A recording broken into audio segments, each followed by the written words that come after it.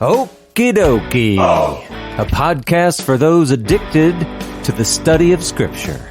Welcome, fellow addicts. This is your safe place to OD.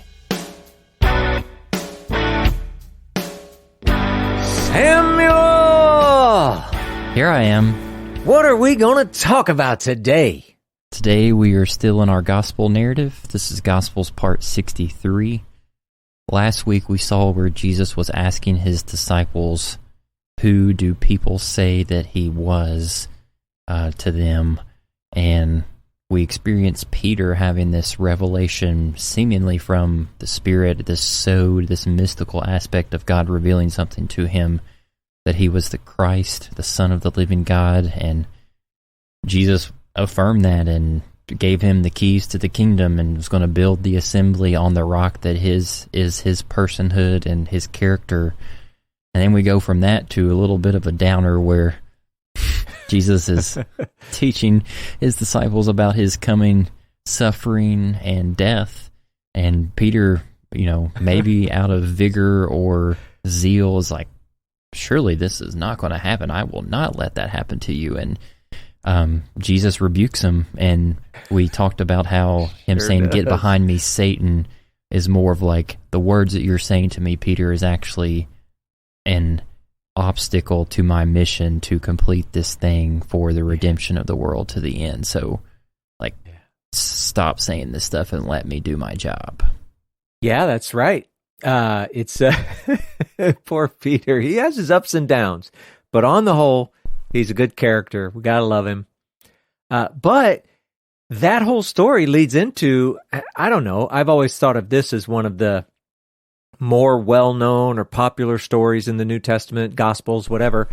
It's about the Transfiguration. So, Samuel, you ready to begin? Oh, yeah. All right.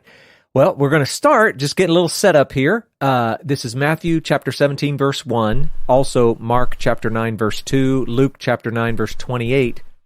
I think I may actually read a couple of them because we got a little discrepancy here.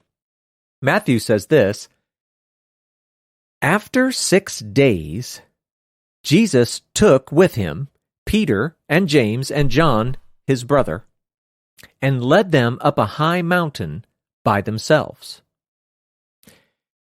Luke, almost the same, but it says this: Now, about 8 days after these sayings, he took with him Peter and John and James and went up on the mountain to pray. All right, so maybe just to mention this real quick, we just finished that little statement about there are some standing here who will not taste death until they see the kingdom of God after it has come with power. And we talked about that a little bit, talking about, well, it could be this, could be this, could be this. But the way that it's stated, not many things really seem like they fulfill it well at all.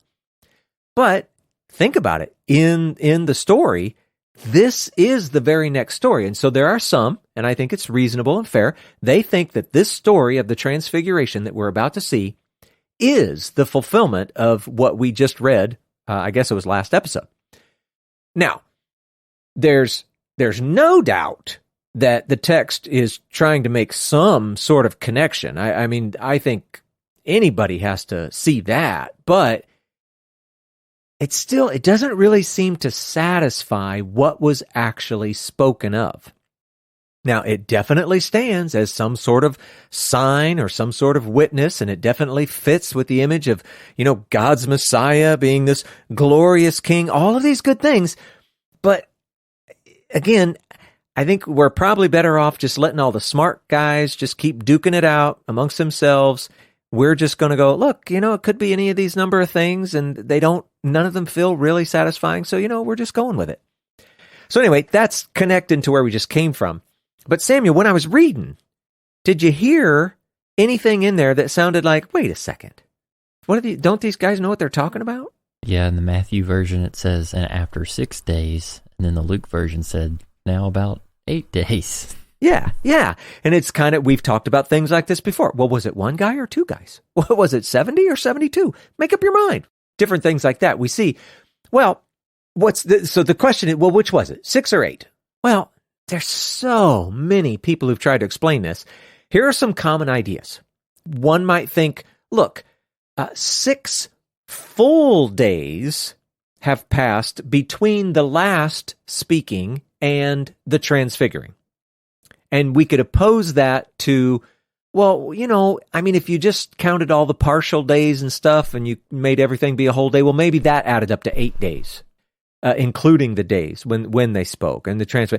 So maybe it's like that. Maybe they're just counting their days differently. Another idea is that, well, Luke, number one, he says about, he's not being super precise, and maybe Luke is relating something more in the realm of time, like actual elapsed time. And then maybe Matthew and Mark are just trying to relate, look, here's the thing. They went through some kind of ritual preparation to go up on the mountain. They went through maybe some prayer and fasting, something like that. And so they're simply referring to the 6 days, because that was such a common time period, as like a clue that they've just gone through some sort of ritual preparation. And again, Luke's just talking about time. Could be. I don't know. Maybe. Another one, and now I don't have many more ideas for 8, but there's a couple more cool things that relate to the 6, just to say them out loud. The phrase after 6 days naturally leads to the idea that the transfiguration happened on the 7th day. And so then you could relate this transfiguration to all kinds of things that have to do with the 7th. And, like the biggies would be the Sabbath day, or we think of the millennium, it's the 7th 1,000-year period, and, all that kind of stuff. So that's another thing, makes 6 look pretty good. Something else about 6, there are a lot of parallels with this story and the story of Moses going up on Sinai. Moses had 3 companions. There was Aaron and his 2 sons, Nadab and Abihu, or Nadab and Abihu. It depends on where you're from. I've heard it both ways. The glory rested for 6 days, and then Moses was called up. Kind of a neat connection. They were in a cloud of glory. We're going to see that coming up. They heard the voice of God. We're going to see that coming up. Jesus, who we have said a number of times is the prophet like Moses, begins to radiate. Well, Samuel, what did Moses do when he was up on the mountain? His face shined so brightly that they had to put a veil over it. Yeah, he came down like a human glow stick. So Moses, he's in both stories. There's another thing. Elijah also heard God's voice on Sinai. He's in the story too. So I don't know. There's a lot of little connections.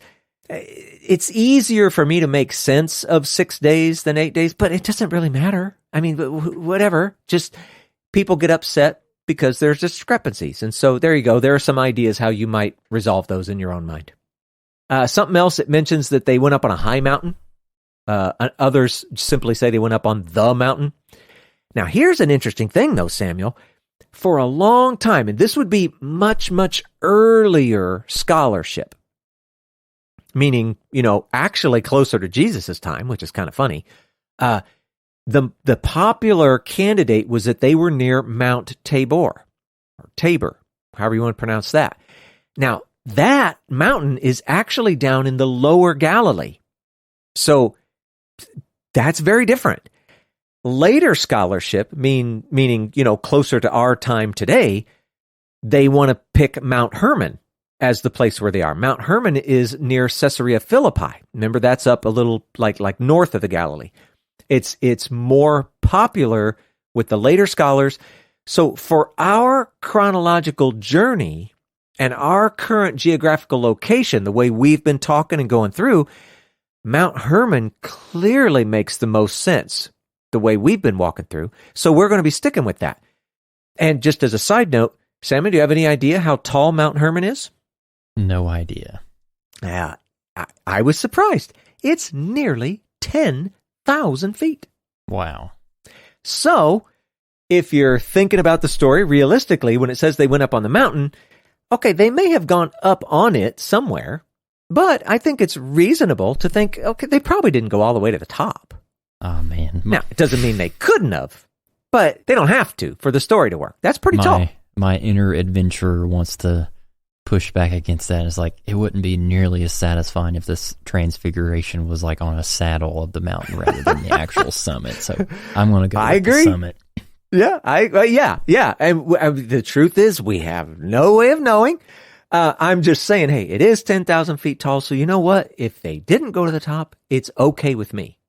But they were a lot younger than I am. So what do I know? They came from hardy stock, these Jews. So you never know. They could have done it. And then one final little bit, Luke mentioned that they went up for the purpose of prayer. And you know what?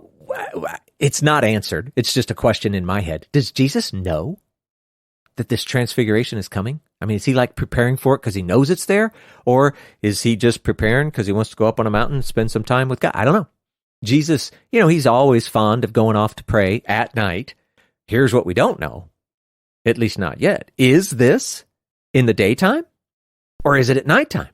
We don't really know.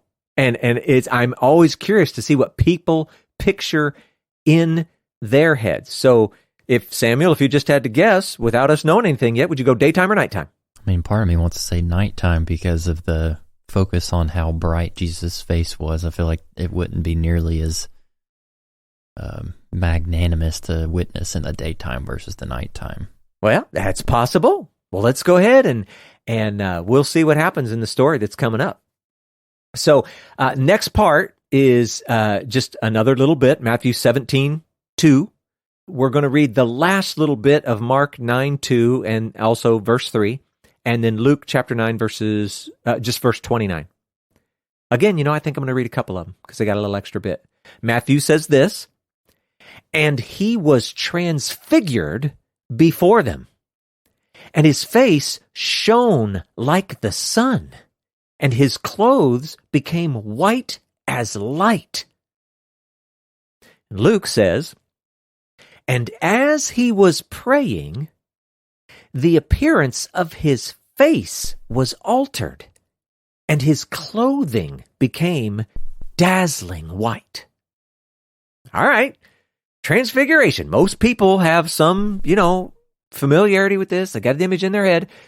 So you got 4 men up there on this mountain. Jesus is the only one who is transfigured. He is experiencing some sort of metamorphosis, and what we're saying is, in some way, his physical state even was changed. It was something supernatural. Now, we know, we just talked about this up on Sinai, Moses' face shone after just being around the glory. I mean, I always think of it kind of like sunburn. He got glory burn, and it just sort of radiated back or whatever. But that was Moses. It was just his face. Jesus, it's like he's become the source of that glory or that light. And now, throughout the scriptures, there's a big theme, Samuel, light versus darkness. Yeah. And God, of course, is light. The light. Yeah. Well, here is Jesus exhibiting that same light, at least, as much as he can here in creation kind of thing. Think about that. Here's Jesus. He's exhibiting this glory. He's just like God's glory up on the mountain, Sinai, like God's glory in the temple, right? All those things. So that's what's going on here. Now, we could, because we've read John chapter 1, we might say that Peter and James and John were actually getting to see Jesus in more of his true form. Maybe what we're seeing, remember how it was the Word became flesh? Maybe this is kind of like, and now here's what the Word looks like when, Jesus lets a little bit of it out or something. I don't know. It's kind of crazy, but it's dazzling. It's blinding. You might even say it's like lightning, that kind of light. But Luke says that his face was altered. And like the Greek text underneath, you might even read it as his face was of another kind. Well, okay, I get shining and brightness and glory and stuff, but what is that? His face is of another kind? So it's difficult to say what this really looked like in totality. But the text never says it, at least not yet. But Samuel, are you surprised that they're not scared to death yet? I mean, they've been scared about things far less crazy than this. Yeah, exactly. So yeah, it's an interesting picture. Now, I have a question before we move on, since we're kind of just getting into this. I'm under the impression that, I mean, I know that we've mentioned it previously, that each of the 4 gospel writers kind of has a different audience to who they're writing, and I'm under the impression that Matthew was writing to a Jewish audience, and in particular, in verse 2 of chapter 17, when he says, "And he was transfigured before them," would that have been a word that they would have been familiar with? Because at least in my mind, with like that principle of first mention, I'm trying to rack my brain of thinking, has there been any other mention of, just in general, of transfiguring in the Gospels up until this point? And then I've tried to look up some Old Testament references, and I haven't found any. So I just wonder, would the audience know what Matthew was saying by using that word? That is a really good question. I just took a quick peek, and one thing that I can say is there was no word like this in the Septuagint. So when they translated all of the Hebrew scriptures into Greek, that first time, the Septuagint, they had no word like this. So, I don't know, Samuel. I don't know if they would know what that meant or not. That's crazy. Mm-hmm. But that's interesting, because Matthew chose to say that. Mark also said that. Luke says the appearance of his face was altered. Mm-hmm. Described the face and clothing, stuff like that. So I don't know. That's a good question. Yeah. I think it's interesting, too, with your mention of Luke, because also this won't be the last time that a character in the biblical story has a transfiguring-like experience. In Acts chapter 6, verses 15. The text seems to imply that Stephen has some sort of altering of appearance. It says, "And fixing their," this is like before he was getting ready to get stoned, I think, and it says, "And fixing their gaze on him, all who were sitting in the council saw his face like the face of an angel." So I wonder if there's something connecting that too. Yeah, that's a good one. Very good. Yeah, I don't know. And it's interesting. I mean, even now that you've asked the question, I'm just going, that's funny. It would seem like in all the stuff that I was reading, somebody would have mentioned some Old Testament story or something, similar thing. And now here I am, and I'm drawing a blank. There may be something really obvious I'm forgetting, but I don't know. That's a good question. Perfect opportunity for people to send us an email at okidokimos@gmail.com. You'd be the first. Just put in the subject line, "You are dumb," and we will check it out.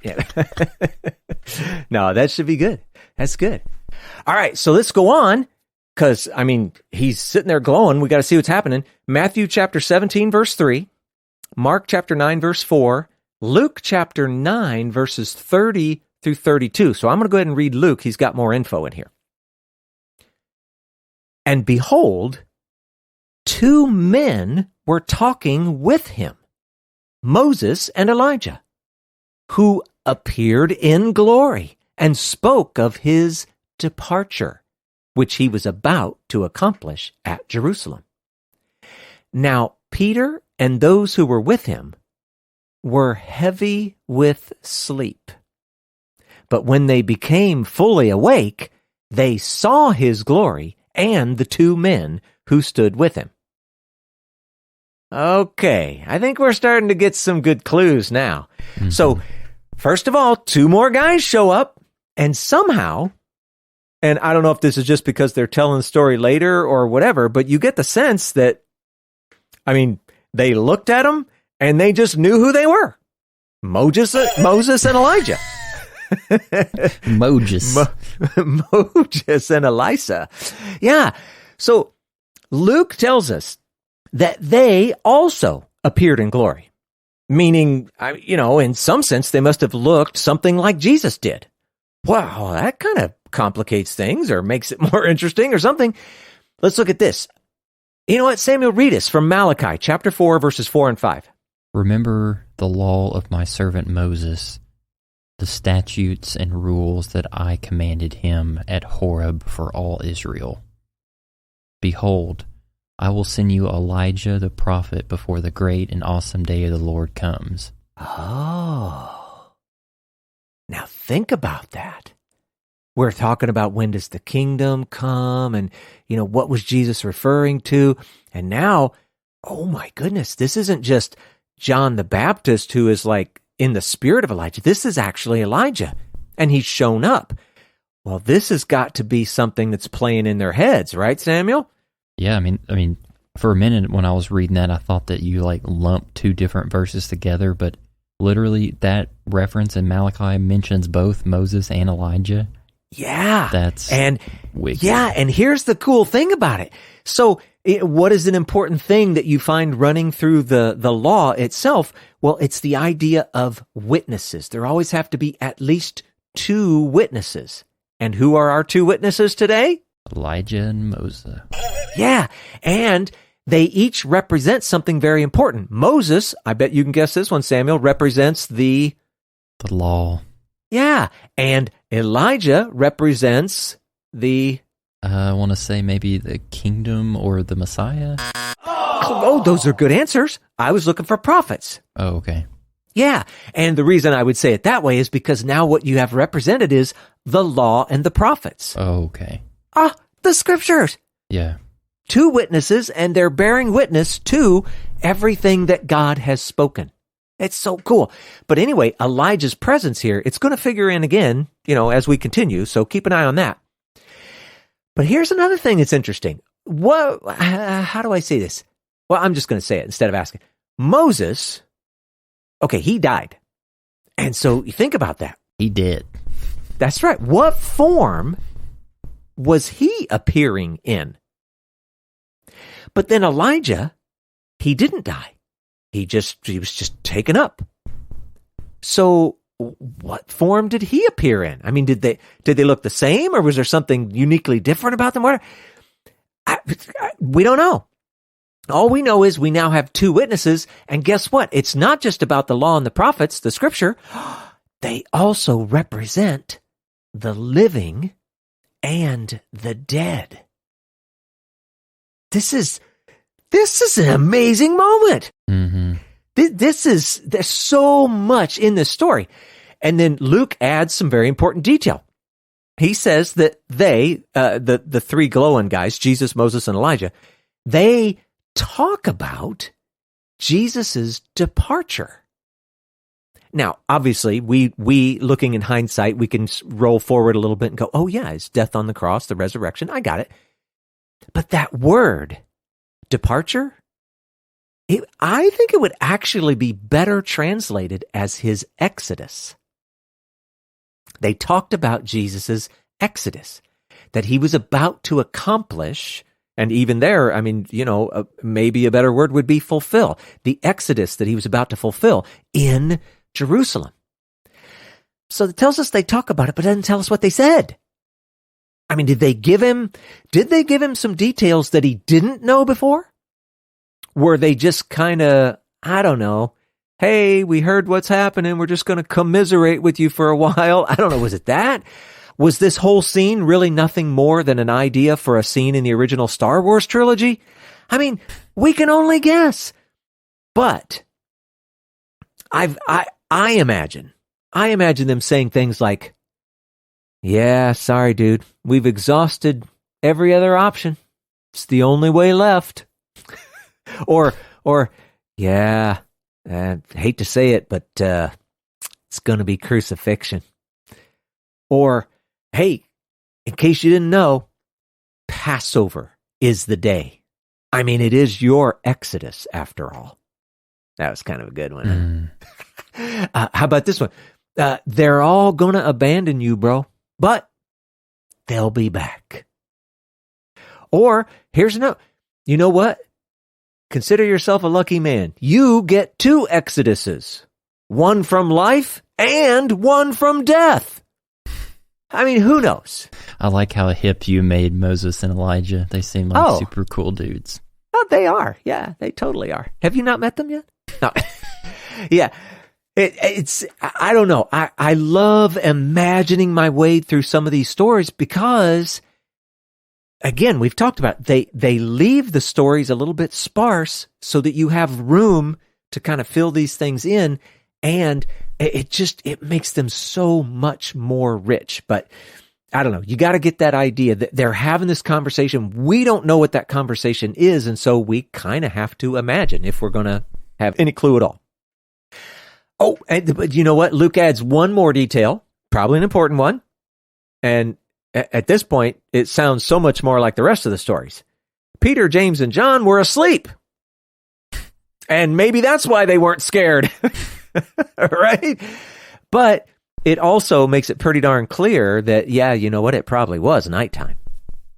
I mean, sure, people take naps, but seriously, it was probably at night. So they went to sleep while Jesus was just a plain old human looking guy, but they woke up to him all glorified. And he even had a couple of guests also glorified. So they wake up, they see this, and interestingly, it still doesn't say anything about them being scared.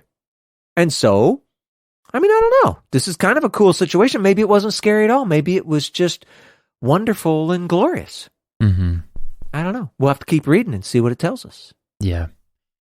Whenever the first time I heard this way of looking at the Transfiguration story, that Moses and Elijah were kind of relaying the news of what was going to happen to him, I mean, it was game-changing for me because it showcases reinforces the dynamic nature of God and his story and Jesus and his will of his own that he had, and the potential for him to not complete his mission, given his own freedom in the story. So I like it a whole bunch, but I do have something I'm wrestling with, and that is I'm a little confused because at least on the Matthew side of things, before we get to this part in chapter 17, that story from last week where Jesus rebukes Peter in Matthew 16, right before that, the text says, this is Matthew 16:21, it says, "From that time Jesus began to show his disciples that he must go to Jerusalem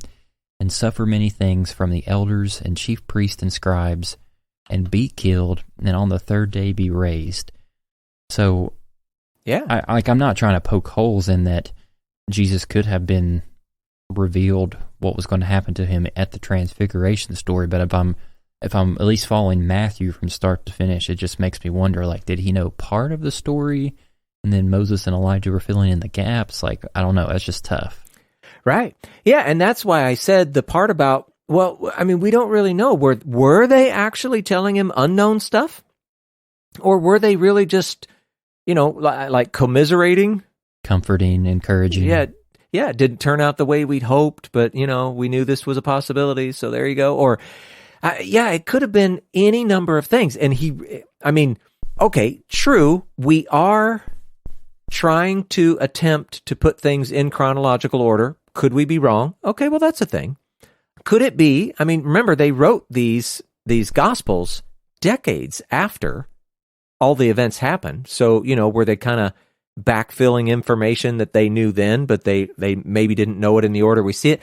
We don't know. But yeah, I totally agree with you, Samuel. Mm-hmm. But they were having a conversation about something. I mean, why did they show up? And why does Luke mention that they have this conversation if there wasn't some sort of important information being transferred? I don't know. Mm-hmm. We just don't know what it was. Yeah. We just don't know. I also just want to say really quickly, given another opportunity to give the disciples more of a break than what is typically given of them, think about Peter, James, and John being asleep, and then they wake up and they're seeing all of this light and glory around Jesus and these two other figures.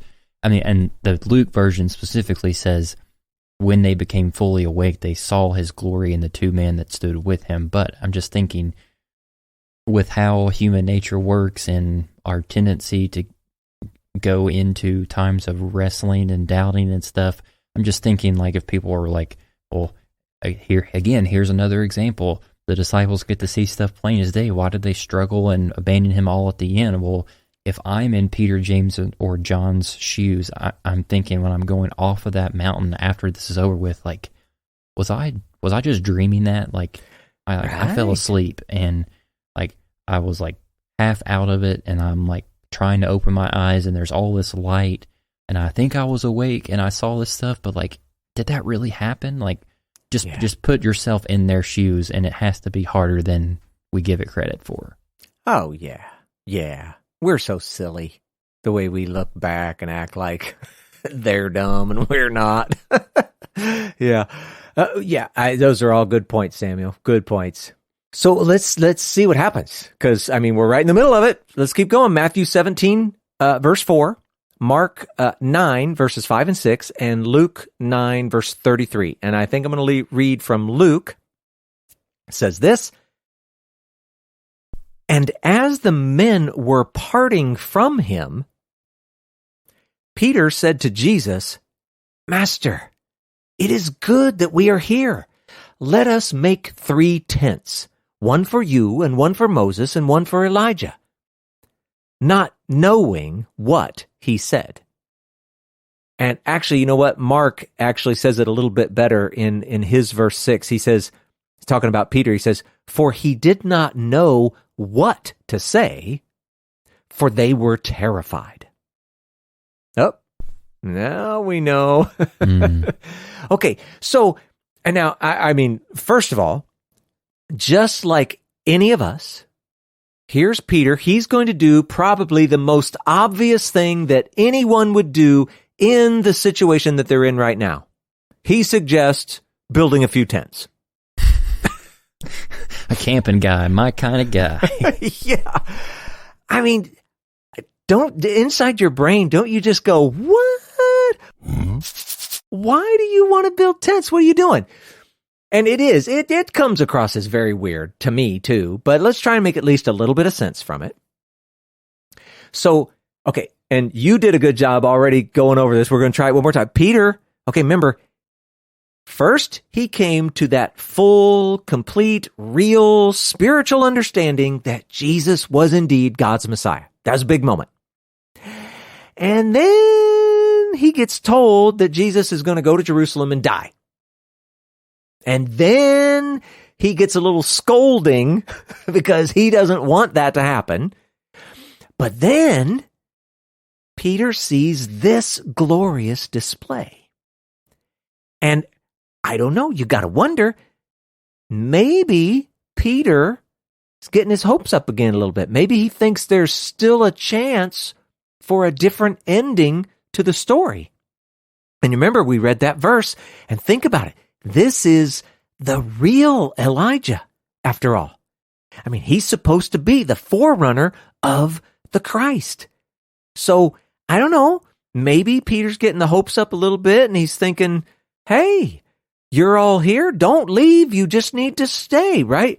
Luke says that the men, and I think the obvious interpretation is Moses and Elijah, the men that were with him. Luke says they were parting. And so Peter sees that. He knows they're leaving.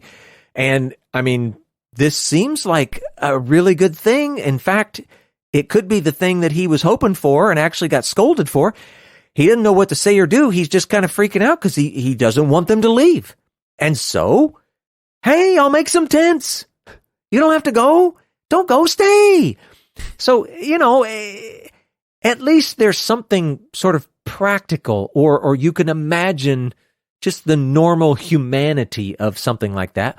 Is that really what's going on? Really? I don't know. But there's something. Maybe it's just not so crazy after all. It just seems a little bit jarring when you read it, because the last thing you would ever expect is he was going to build some tents. Another thing, maybe the final thing, I don't know, it doesn't make any sense, because I've heard a lot of people talk about how, oh, well, Peter brought that up because it had something to do with the festival of Sukkot, the festival of booths, festival of tabernacles, right? But that doesn't really make any sense, because at least everything that we can tell from the stories and where we're at in the timeline, we're not in the festival of Sukkot. We're not really near this festival of Sukkot. But to be fair, the story does have a lot of hints about the festival. I mean, the tents, the tabernacles, that's an obvious part.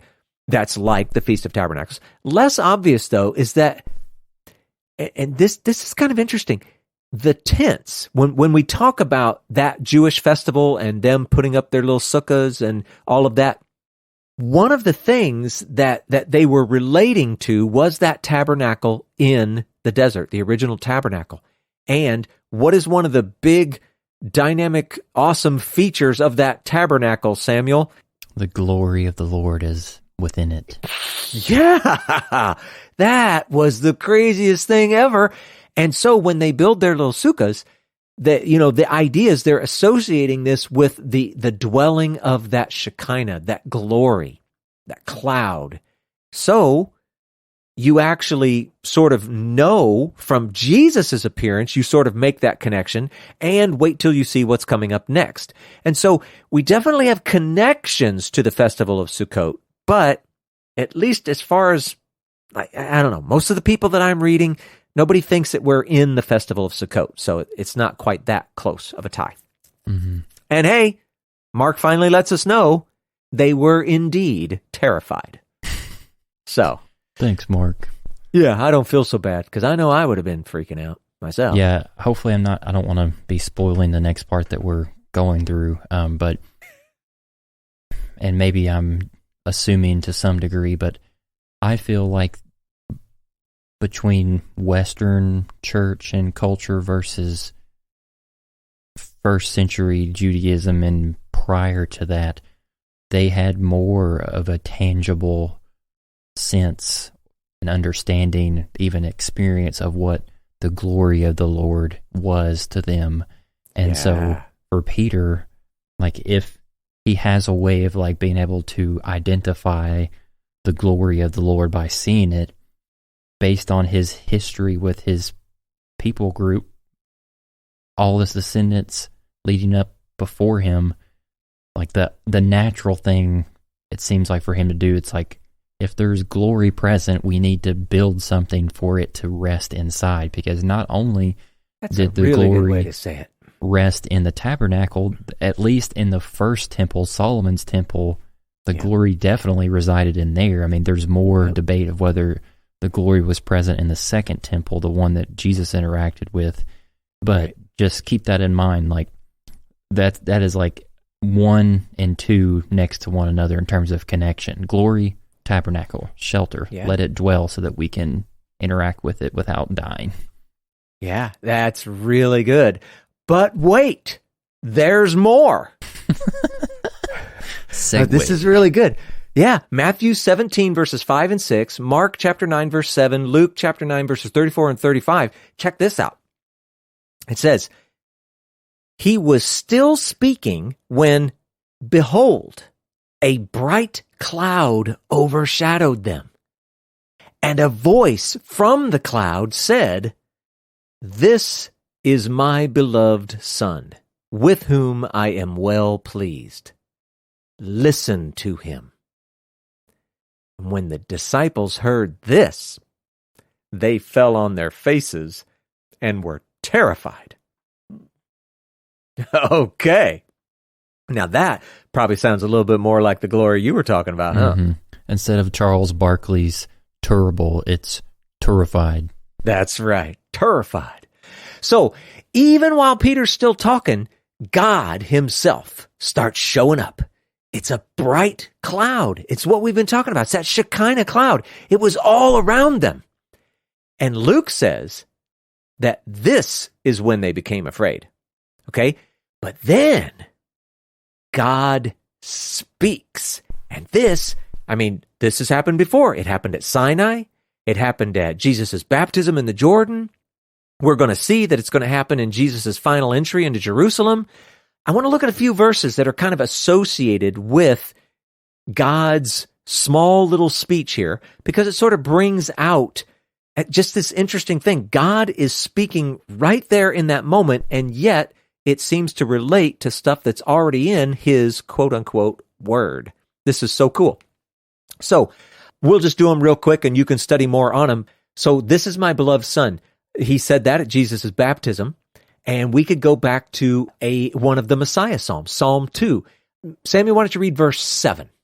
I will tell of the decree. The Lord said to me, you are my son. Today I have begotten you. Yeah, you are my son. And then, this is my beloved son with whom I'm well pleased. He said that at Jesus' baptism. And this kind of relates back to the binding of Isaac. Really cool picture, like a foreshadowing of the death and resurrection, right? Genesis 22, verse 2. Why don't you read that one, Samuel? He said, take your son, your only son Isaac, whom you love, and go to the land of Moriah, and offer him there as a burnt offering on one of the mountains of which I shall tell you. Yeah, this is Abraham reaping the consequences of what he did with his Egyptian maidservant, right? That thing. But you heard it. Take your son, your only son, whom you love, right? Now, Luke adds an interesting phrase all on his own. He calls him my chosen one. And that's another really cool picture. Back in the book of Isaiah, one of the big themes in Isaiah's book is the servant of the Lord. And so, Samuel, Isaiah 42, verse 1, why don't you read that?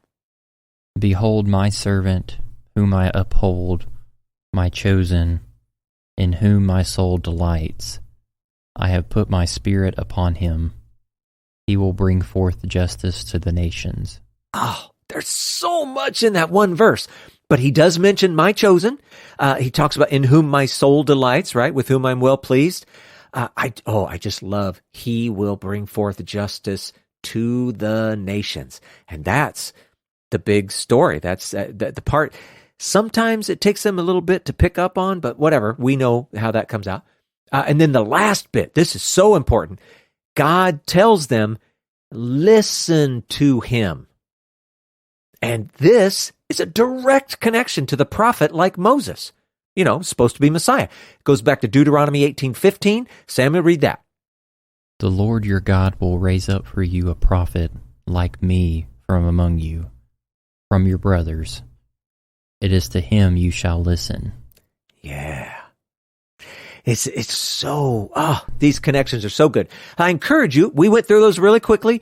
You should go back and read not just the verses we said, but all around them. Look at the connections, look at similarities and stories, all that stuff. I think it'll really enrich the way you're seeing this little bit. And then, I don't know if you noticed, Luke is the one that said when the clouds started showing up, they got scared. Matthew says it was when God's voice happened that, okay, now that's just too much. That's when they were terrified. Mm-hmm. And that sounds just like when they were at Sinai. God spoke. They didn't like it at all. And they're like, Moses, you talk to God and you tell us what he said. We don't want to even go through that again. Yeah. It's crazy. I can't even imagine what God's voice might be like. Yeah. And may I just say, I'm being sarcastic. I'm also, in the nicest way, being a turd also. It's almost as if the things that God is saying right here, he has already said within his text, and it's almost as if the Torah that we have is God's word in terms of his revelation to humanity. So I'm just throwing that out there. It's like, he's saying things that he has already said. Yeah, that's exactly the point. And so many times we like to think of the New Testament and all this as like some big change has happened. And we like to look at Jesus as if, he was such a trendsetter. He did all these new... You know what? There's very, very little innovation going on here. It's the same story that had always been. It's just bringing it to clarity and to fruition. And so, yeah, you're right on, Samuel. You can be as sarcastic as you like. You know I like it. All right. So what else happens? Matthew chapter 17, verses 7 to 9. Mark chapter 9, verses 8 to 10. And Luke chapter 9, verse 36. Let's go ahead and read Matthew. But Jesus came and touched them, saying, Rise, and have no fear. And when they lifted up their eyes, they saw no one but Jesus only. And as they were coming down the mountain, Jesus commanded them, Tell no one the vision until the Son of Man is raised from the dead. Mark adds a really cool little bit in his chapter 9, verse 10. He says, "So they kept the matter to themselves, questioning what this rising from the dead might mean." So, I don't know, it's kind of cool. Jesus reaches out, he gives them this comforting touch. And we don't have to talk about it here, but if you're interested, go back and read the book of Daniel. Focus in on chapter 10, verses 8 to 10, and you'll see another instance of a comforting touch. Just thought I'd toss that in there. It's free. And he tells them that they don't need to be afraid. And, as they look around, they only see Jesus, and, sort of the inference is, he looks normal again.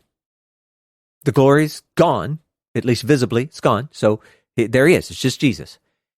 And as they're making their way down the mountain, Jesus tells them, hey, you can't tell anybody what you've seen here just now.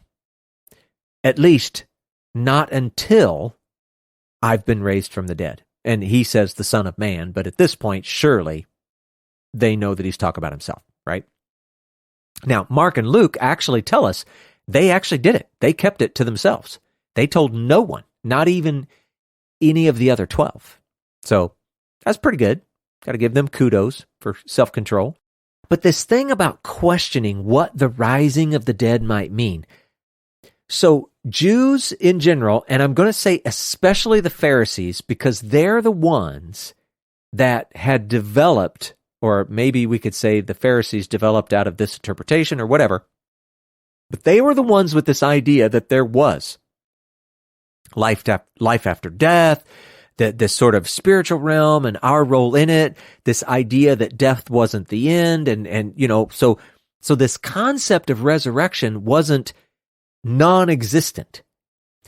The difference was, though, the expectation was maybe more toward there's going to be an end of all things.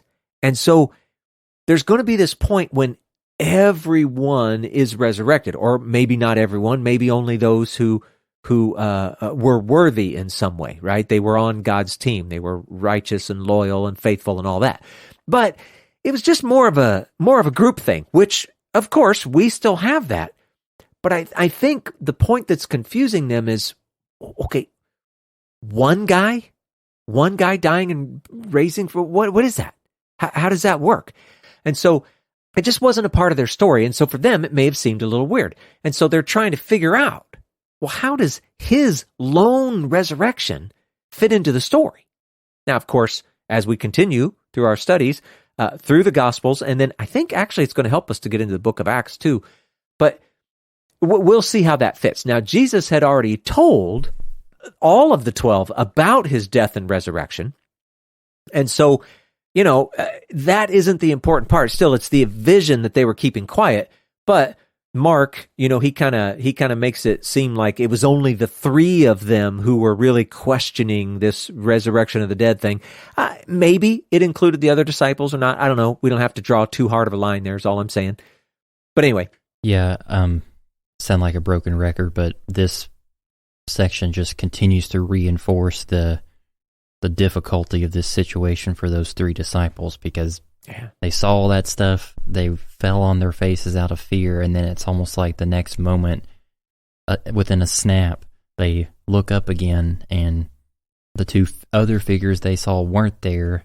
The glory around them was gone. Jesus' face looked normal again. I mean, think about back to the Exodus and Sinai story. At least with Moses, like the glory of his face continued to dwell on him after that instance with God at the top of the mountain. Like, even whenever they built the tabernacle and he would go in to talk with God and come in and out, he would have to put a veil on afterwards because he would get like reverberations of the glory onto his being. And even didn't he transport some of the glory to, was it Joshua, before like the conquest began after Moses' death? I sworn I remember that he placed hands on someone that was going to be his predecessor. And he definitely did that. Gotcha. Yeah. So now, okay, maybe we're just thinking about that in different ways. I think about that in a very similar to the way that I look at the sacrifices. So that laying on of hands was imparting identity. And so as Moses represented the mediator between God and his people Israel, of course, the priesthood was going to do that, but he was passing that on, like giving his identity to Joshua. So that was a very real thing. Yeah, that was a little bit of a rabbit trail, but just, it has to feel different whenever that instance seems to be as abruptly ending as it did to begin.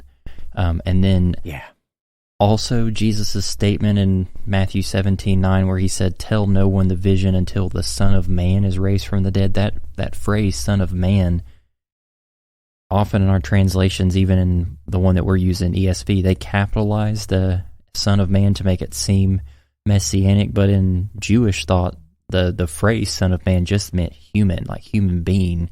And so the disciples could have heard him saying, like, don't tell anyone this until humanity is raised from the dead. And that makes the Mark version make so much more sense when they're questioning among themselves what this rising from the dead must mean, because it's like, well, how can we not tell anyone until humanity is raised? Because aren't we going to die before that happens too? Like, it's just, it's much more complex than our translations make it seem.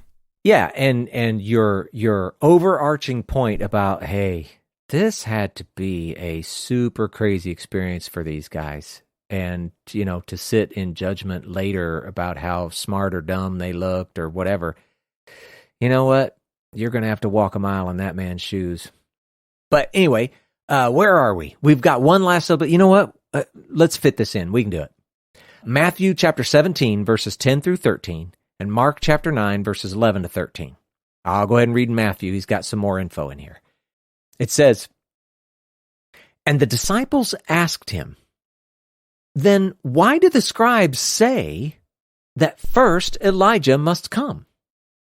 And he answered, 'Elijah does come, and he will restore all things. But I tell you that Elijah has already come, and they did not recognize him, but did to him whatever they pleased.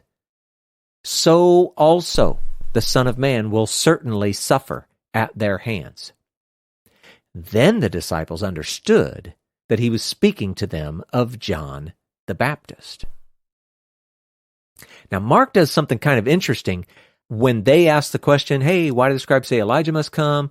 And he says, Elijah will, he's going to restore all things. Mark includes Jesus asking them a question. And how is it written of the Son of Man that he should suffer many things and be treated with contempt? Which is kind of cool because he actually sort of ends up answering it over in Matthew. I don't know. The whole thing's weird. But anyway, what do we got here? So these few disciples, they have even more questions.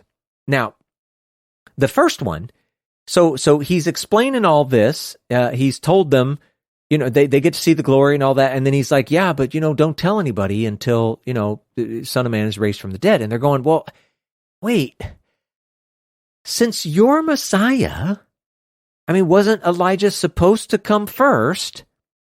And Elijah, he was here. So this seemed like the fulfillment of everything, but then he left. So what's going on? Why do the scribes say that Elijah must come first, right? So it's a good question.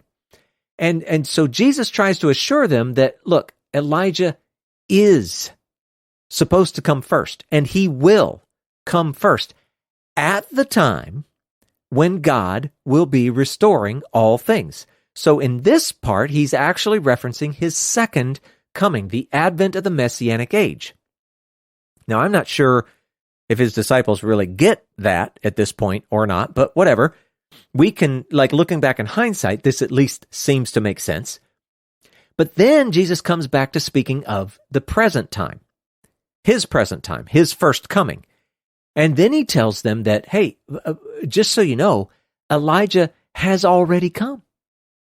So Elijah, how do we say this? Elijah will come first at his second coming. Not sure how much they get that. But Elijah has already come first for his first appearing, his advent. But the problem was that nobody actually recognized that he was Elijah, so they did to him whatever they pleased, meaning that they killed him. And what's cool about that is that makes Elijah, or John the Baptist in this case, he was the forerunner of Messiah in his suffering and death, just like he's going to be the forerunner of Messiah when he comes in glory. I just think that is amazing and awesome. So anyway, the disciples, at least they picked up for sure on the part where Jesus was referring to John the Baptist. He was the one who had come in the spirit of Elijah. And so Mark mentions that it was written that this would happen to Elijah. Crazy thing is, Samuel, nobody really knows where that is.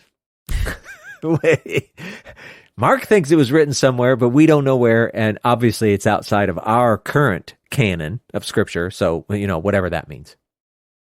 But one last bit, Jesus also addresses the idea that he will also not be recognized. This is, again, on his first trip, and that he's ultimately going to be killed too. Now, Mark, remember I said he asked that extra question, how is it written that the Messiah should suffer and be treated with contempt? And I just think this is such a great connection to the idea of the two Messiahs. I know we've talked about it here in the podcast before. Jews had this long-running question about the Messiah.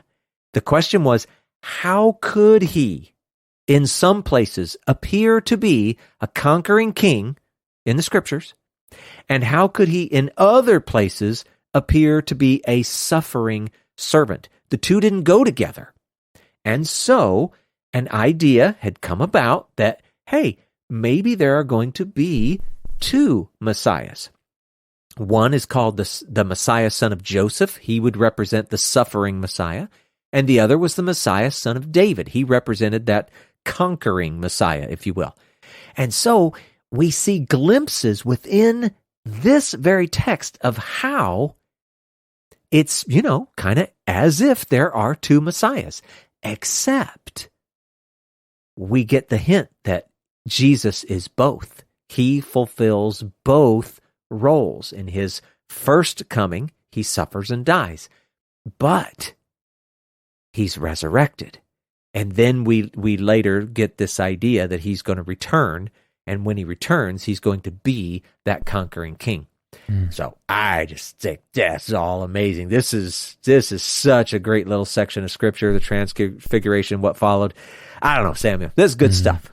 I agree. So good. And then if people are wondering, I have probably also brought this up multiple times as well, so sorry if it's repetitive, but it'll reinforce a point, and hopefully it will represent true learning on the listener's part. But if people are fixed on the part of the disciples' response, why they're so up in arms about Elijah being a part of this, because some people might respond saying, like, well, what does it matter if Elijah came before or after, if Messiah's here right now? Like, why are they so concerned about that? Well, man, Elijah had such a big part within their traditions, especially within their God-ordained festivals and holidays that they celebrated, especially within Passover. If a Jewish family performs a Passover Seder, there's a part in that ceremony. Well, first off, they have their table set with all the food that they're going to eat and the candles and everything placed with the written Torah for them to be able to read from. And they have an empty chair there that is set for Elijah. And then there's a part in the ceremony where the parents, the patriarchs, whatever, give time for the children to leave the table and go out to the front door and open it and call out for Elijah, hey Elijah, just letting you know, if you want to come now, that would be great. So just think about a whole nation of people doing that year after year after year. Like, Elijah becomes a really big part of their story and kingdom coming and Messiah coming. Yeah, it's a good point. It's not as if Moses isn't important, but yeah, he's a big part of the story. Yeah. It's good. Well, much like the two men disappeared, Samuel, I think you and I need to disappear for this episode. Sound good? Make like a tree and leave. That's right. Oh, come on. Now I have to do the dad thing. Make like a banana and split. All right. All right, let's cut this off. We're done. Okie dokie. Thank you for listening to the Okie Dokie Most podcast. Don't forget to subscribe so that you never miss an episode. And be sure to leave us a rating and a review to let us know how this content is impacting your life. You can find out more information about the podcast at www.okidokimos.com. And if you'd like to get a hold of us, please send us an email at okidokimos@gmail.com. And until next time, we pray that you will do your best to present yourself to God as one approved, a worker who has no need to be ashamed, rightly handling the word of truth. We'll talk to you again soon.